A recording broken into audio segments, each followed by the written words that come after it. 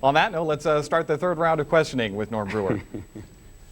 Congressman Ford, you've said in this campaign that if Tennesseans want a rubber stamp for George Bush, Bob Corker is their man. But on the record, you've also made a point of noting, as you did here just a few minutes ago, that you voted for the instruments which enabled President Bush to launch the war in Iraq. You voted with the president on measures refusing to set a date certain for withdrawal from Iraq. Yes, sir. You voted with him on the final version of the Patriot Act. You voted with him recently on the handling of terrorist detainees. You say you are with him on domestic surveillance issues. You support the president's call for a constitutional amendment to ban marriage between gays. You are with him on abortion, gun rights, school prayer, and burning the flag. And you were one of only 15 Democrats who voted to extend the Bush tax cuts. Now, that may not describe a rubber stamp, but it describes a pretty good political pal. Well, I know one thing. It doesn't describe a liberal. I'll tell you this, the two things I'd say to you, Mr. Brewer. I think we had to decentralize Iraq, the three federations, ethnic federations, Sunni, Shia, Kurd. The voting patterns that have occurred over the last few years have demonstrated pretty clearly that the Sunnis want their area, the Kurds their area, and the Shias their area. I've seen it firsthand. So he and I differ on that. I think Don Rumsfeld should go. The president thinks he should stay. Mr. Rumsfeld's management of the war has not been all that he promised. Mr. Rumsfeld's a good man. He's just done a terrible job as Secretary of Defense. I opposed President Bush when he wanted to grant amnesty to illegals because I think he's wrong. I opposed him when he wanted to sell our ports to the United Arab Emirates.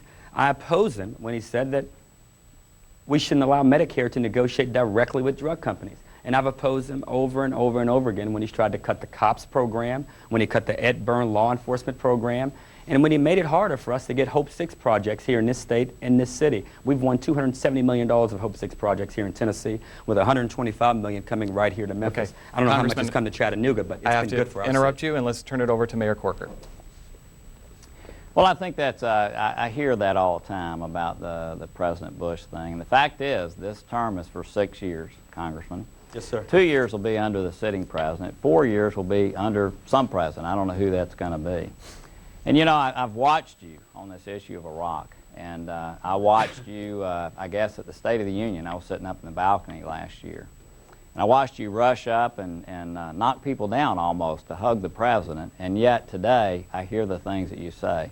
I want to say this. There's probably not a handful of people in the state of Tennessee that believe that we went to Iraq with the proper number of people or the armor and gear that we needed on the ground. And I didn't hear you say a word about that all along. That, to me, is not someone who expresses independence. And I was disappointed to see you not express the fact that we didn't have enough troops on the ground in the beginning and waited until now when the war is unpopular to bring those things up. In your paper, Mr. Sanford, I wrote over a year and a half ago an op-ed piece, which I got roundly criticized by some here. Maybe you don't get the paper here, sir, and I've been on some other programs, and I even shared with the president.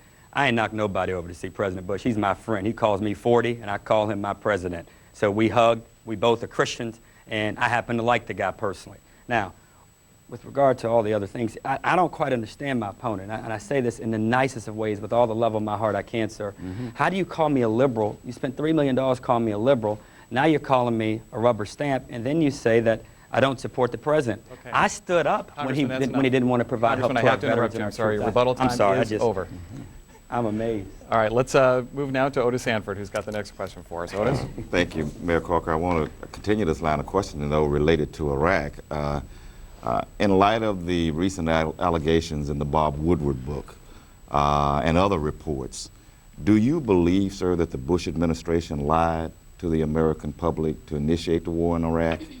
And also, specifically, can you tell us what the policy, our Iraq policy, should be going forward, other than either stay the course or immediate troop withdrawal? But do you believe it? Yeah, well, first of all, I haven't read the book. I apologize. I've been in 95 counties around the state. I absolutely do not believe anybody intentionally lied about the war in Iraq. I think we had bad intelligence. I think we acted upon that. I think the Congress, the Senate, and the House acted upon that. I do not think anybody intentionally lied about the situation. I think we need to listen to the military commanders on the ground as far as what we need to do going forward. I think we need to support the democracy that's been established through 3 different levels of votes. And I think that their vision of Iraq is going to evolve over time, just like it has here in our country. But what I don't think we need to do at this point is to try to be playing God and dividing the country up in 3 sections. I think they have an opportunity to work together to figure out whether it's a loose federation or something that's more close. But I think the last thing we need to do during this campaign is try to take positions that really are there just for the headlines. You take positions because you act on them. I've tried my hardest in the Congress to act on them. What happened with the president, well, now we got bad intelligence. I don't think anybody, no American, no president would ever do that. But we've seen some bad things happen. I've heard the mayor say that he will follow the leadership of the commanders on the ground. 6 retired commanders who've just returned from Iraq and Afghanistan have urged Mr. Rumsfeld to resign. They've urged the president to relieve him of his duties. I like the idea of the ethnic federations, not because we want to divide it up and keep the people apart, Mr. Mayor, but because realistically, that's our best hope in the short term. Our long-term hope to win there is to stop importing so much oil. We've got to find new energy sources, but in the short term, Mr. Sanford, the answer has to be something other than stay the course. If you're watching tonight and you want someone who's going to go and say to Mr. President, keep doing what you're doing, I'm not your guy. That's your candidate. If you're looking for someone who's going to say, Mr. President, let's figure out how to work through this. Let's figure out how to build a better future, a safer future for the Iraqis, for the Middle East, and for America. Congressman, your time's up. Mayor Corker. You know, the congressman is a really good talker. You do a good job, and constantly are talking on my behalf. I have never, ever said stay the course. What I've said is that we have military commanders on the ground. I think we should listen to them. I think we need to do everything we can to allow the Iraqi people to secure themselves. And I do not think we should leave Iraq until that happens. That will be the most destabilizing thing we could do for their country, for the Middle East, and for the world. Now it's time for a question from our audience tonight, and Claudia has that. All right, thank you, Richard. We have with us now Katrina Hurd-Smith, and we're going to start, I believe, with Mayor Corker. Good evening, gentlemen. My question for you is, what legislation will be made during your administration to ensure educational equity within higher education? Mayor Corker. That is not educational equity in higher education. Would you want to clarify that a little bit more? Basically, to ensure that all Tennesseans, regardless of class, educational status, how would they be affected within higher education to ensure those students in our colleges in Tennessee? Okay. Well, I was unaware, thank you for the question, I was unaware there was any inequity in that regard, and so candidly, I don't plan on proposing any legislation in that regard. I've was Commissioner of Finance for our state of Tennessee and worked with educators all across the state of Tennessee and have not seen any inequity as it relates to the opportunities for admission in any of the colleges on a race basis. So I'm just unaware of that kind of problem existing in Tennessee, and I would not propose any legislation to solve it. Okay, Congressman Ford. Well, I think, in fairness to Mayor Corker, I think she's talking about a variety of things. I like this Service at Tuition Act as a way to go about doing this. I think that we are a better country today because we've allowed women and blacks and Hispanics and Asians the opportunity to move not only through college, but to find their way into boardrooms and find their way to the heads of companies in this great country of ours. The wonderful thing about America is that if you work hard and play by the rules, and my pastor's here, so I'm going to get a little protection and keep God first, you can do anything.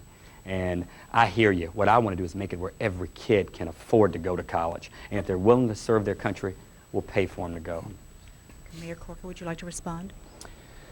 Education is a tremendous part of our future, and I want to make sure that our youth do understand the challenges of the future and are prepared to meet them. I was in China 8 or 9 months ago, met with people there, seeing what's happening in that country makes me want to even more make sure that we do everything as a country we can to ensure that people understand those challenges and are prepared.